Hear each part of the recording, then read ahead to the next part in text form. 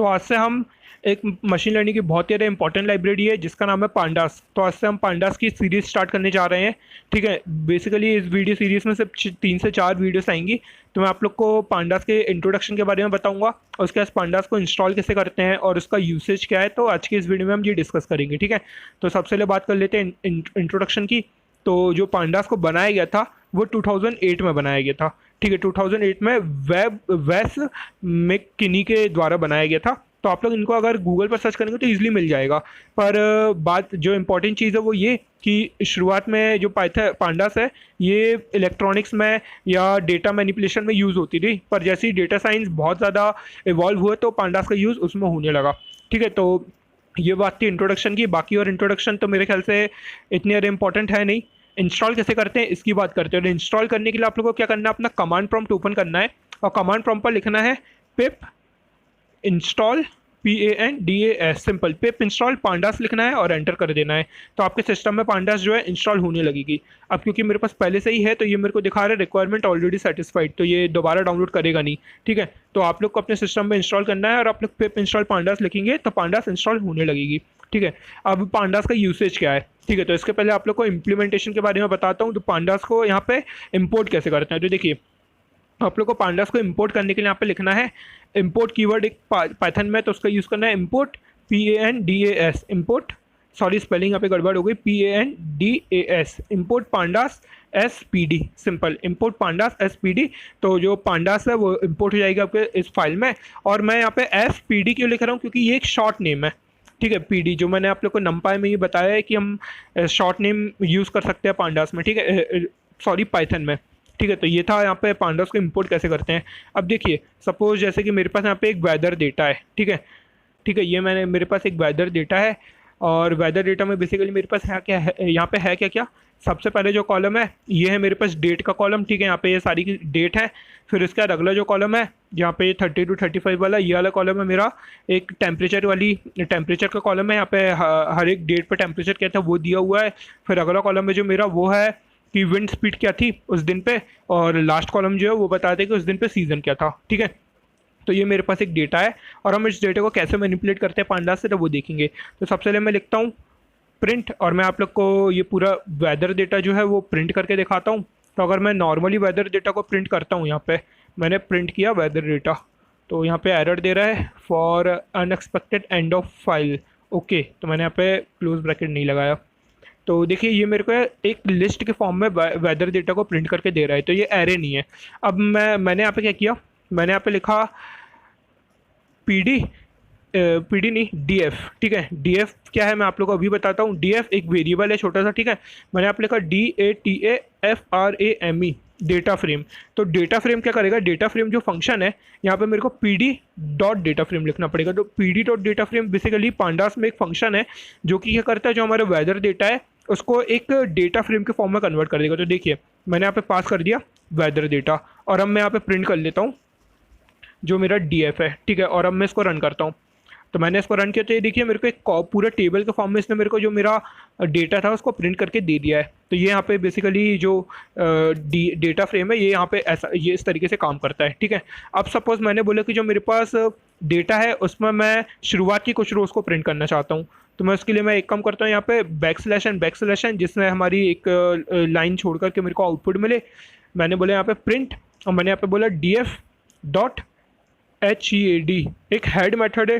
ठीक है, head method क्या करती है, हेड मेथड मतलब कि सिर्फ मेरे को अगर सपोज मेरे पास जो मेरा डेटा है, अभी तो हमारे पास जो डेटा है उसमें सिर्फ 6 रोज़ है। ठीक है, सपोज मेरे पास कोई एक डेटा है जिसमें 1 लाख रोज़ है और मैं डेटा को चेक करना चाहता हूँ, तो मैं पूरी 1 लाख रोज़ को प्रिंट नहीं करूँगा, मैं शुरुआत की कुछ रोज़ को प्रिंट करूँगा। तो उसके लिए मैं हेड मेथड का यूज़ करूँगा और हेड मेथड में दे दूँगा कि मैं कितनी रोज़ को प्रिंट करना चाहता हूँ। तो मैंने बोला मैं यहाँ पे शुरुआत की 3 रोज़ को प्रिंट करना चाहता हूँ।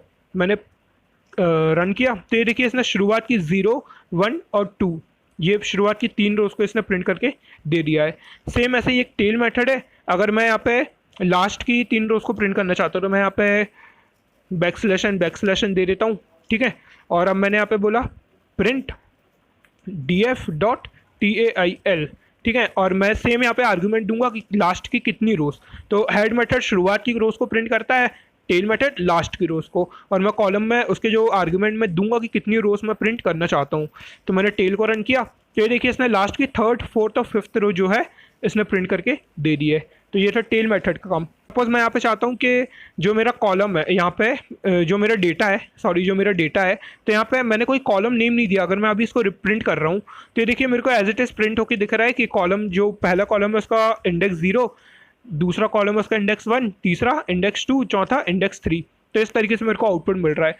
मैं चाहता हूँ कि जो मेरे को आउटपुट मिले वो मेरे को कॉलम के नाम से भी मिले, ठीक है, हर एक का कॉलम प्रिंट हो। तो मैं यहाँ पे दूंगा कॉलम्स इक्वल्स टू, और सॉरी मेरे को यहाँ पे इक्वल्स टू लगाना पड़ेगा, और मैं यहाँ पे दूंगा सबसे पहले मैं इसको एक लिस्ट के फॉर्म में लूँगा, ठीक है, और फिर इसके बाद मैं यहाँ पे दूंगा डे, ठीक है, कॉमा मैं यहाँ पे दूंगा टेम्परेचर, टेम्परेचर के लिए मैं टेम्प दे रहा हूँ, ठीक है। तीसरा जो मेरा WIND,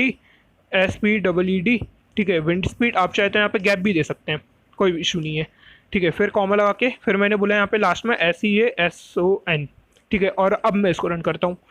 तो ये देखिए मेरे को हर एक कॉलम के नाम यहाँ पे दे रहा है, ठीक है। तो जो मैं पहले दूंगा उसको कॉलम 0 के नाम से डे, कॉलम 1 के नाम से टेम्परेचर, इस तरीके से मेरे को आउटपुट मिलेगा। अब मैं यहाँ पे प्रिंट करना चाहता हूँ, मैंने बोला कि जो मेरा पहला कॉलम है डे नाम से है, तो मैं सिर्फ उसको प्रिंट करना चाहता हूँ। मैं यहाँ पे लिखूँगा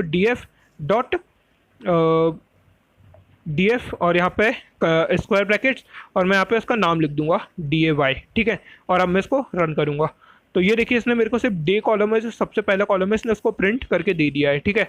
अब मैं यहाँ पे चाहता हूँ कि डे को एक दूसरे तरीके से भी प्रिंट कर सकते हैं, मैं यहाँ पे इस तरीके से भी प्रिंट कर सकता हूँ, मैं यहाँ पे .DAY, और अब मैं इसको रन करूँ तो ये सेम आउटपुट मेरे को इस तरीके से भी देगा। अगर आप कोई भी कॉलम को प्रिंट करना चाहते हैं आप लोग या तो डॉट की मदद से कर सकते हैं, या तो आप जो मैंने इसके पहले जो तरीका यूज़ किया था स्क्वायर ब्रैकेट्स उसके अंदर स्ट्रिंग, ठीक है, इस फॉर्म में भी कर सकते हैं। अब मैं चाहता हूँ कि मेरे को सिर्फ जो 2 कॉलम्स है वो बस मिले, तो मैंने यहाँ पे लिखा TEMP, टेम्परेचर मतलब, तो ये मेरे को क्या देगा की error day and temp, okay. तो ये मेरे को एरर दे रहा है क्योंकि हम इस तरीके से प्रिंट नहीं कर सकते हैं। तो मैं एक काम करता हूँ, मेरे को दोनों ही प्रिंट करना है, तो मैं यहाँ पे लिखूँगा DF, ठीक है, और मैं यहाँ पे लिखूँगा TEMP, और अब मैं इसको रन करता हूँ। तो ये देखिए इसने दोनों ही मेरे को प्रिंट करके दे दिए हैं। जो पहला कॉलम है ये मेरे को इसने यहाँ पे दिया है, और जो दूसरा कॉलम है ये इसने मेरे को यहाँ पे इस तरीके से दिया है। तो इस तरीके से आप कोई भी एक सिंगल कॉलम को प्रिंट करना चाहते हो तो कर सकते हैं, आप दोनों को एक साथ नहीं कर सकते हैं इसमें, ठीक है। तो ये था यहाँ पे। अब सपोज मैं यहाँ पे चाहता हूँ कि जो मेरा टेम्परेचर कॉलम है, ठीक है, जो मेरा ये टेम्परेचर वाला कॉलम है, मैं यहाँ पे चाहता हूँ कि इसकी हाईएस्ट और लोवेस्ट जो मैक्सिमम और मिनिमम वैल्यू है वो दे। तो मैं क्या सबसे पहले मैं यहाँ पे देता हूँ TEMP टेम्परेचर, ठीक है, डॉट मैंने बोला MAX, मैक्स फंक्शन होता है। तो मैंने इसको रन किया, तो ये देखिए मेरे को यहाँ पे हाईएस्ट वैल्यू दे रहा है 35 है जो कि, ठीक है। सेम ऐसे ही मैं यहाँ पे अगर लिखूँगा MIN, MIN, ठीक है, तो ये मेरे को सबसे मिनिमम वैल्यू है इसकी उस कॉलम की, वो देगा 24, ठीक है। तो इस तरीके से ये जो हमारा डेटा फ्रेम मेथड है वो काम करता है, और इसी तरीके से जो हमारा डेटा मैनिपुलेशन होता है पांडास से वो इस तरीके से होता है, ठीक है। तो आज की वीडियो को मैं यहीं पर रैप अप करता हूँ, और अगली वीडियो में मैं आप लोग को एक CSV फाइल लूँगा और CSV फाइल को कैसे रीड करते हैं, रीड CSV मेथड को कैसे यूज़ करते हैं, तो ये बताऊँगा, ठीक है। तो आज की वीडियो में हम इतनी बात करेंगे, ठीक है। तो आज की वीडियो को मैं यहीं पे ख़त्म करता हूँ, रैप अप करता हूँ, और आप लोग से मिलता हूँ अगली वीडियो में। Till then bye.